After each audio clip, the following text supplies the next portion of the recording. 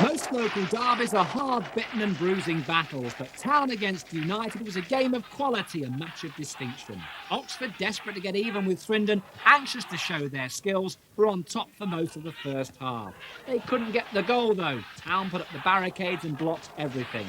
This was the closest United came. The boot of Mickey Hazard robbed them and saved Swindon.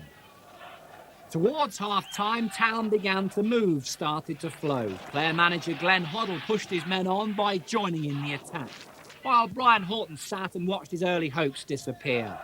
The first goal went to Swindon. It was made and well taken by Martin Ling. His first of the season gave the Swindon fans a happy half-time.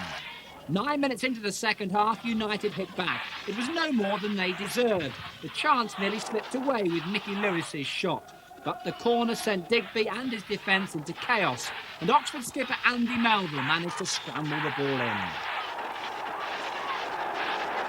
The equaliser brought more boost to Town than United, and for the first time in the game, the Oxford goal was under pressure. Swindon made it count too. They made it 2-1 with a simple move. Sean Taylor getting his head onto the end of Hoddle's high ball.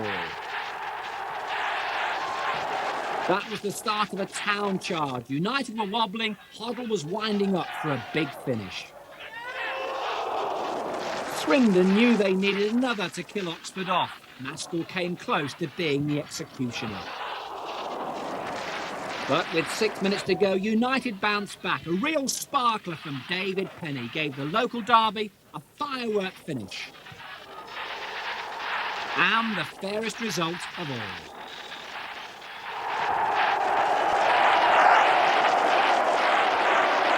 Just over 9,000 packed into the Manor Ground to see the battle of yellow against red, United against Town.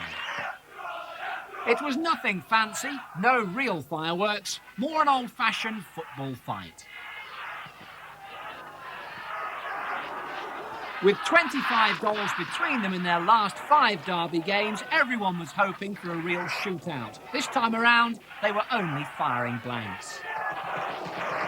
Swindon were on top, in control for practically all of the game. New boy Andy Gray, who's on loan from Spurs, provided the strength in midfield. The sparkle came, of course, from Glenn Hoddle, but Town had problems in breaking down the United defence.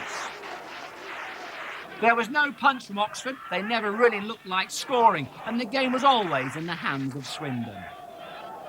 The only goal came just before half-time. Hoddle's corner caught everyone out apart from Steve White, who was ready and waiting. There were complaints from Oxford afterwards. Brian Horton reckoned his keeper was fouled. Difficult decision, but no one in the ground could complain about the result. In the second half, Swindon were on top. Their measured passing and running was too much for Oxford.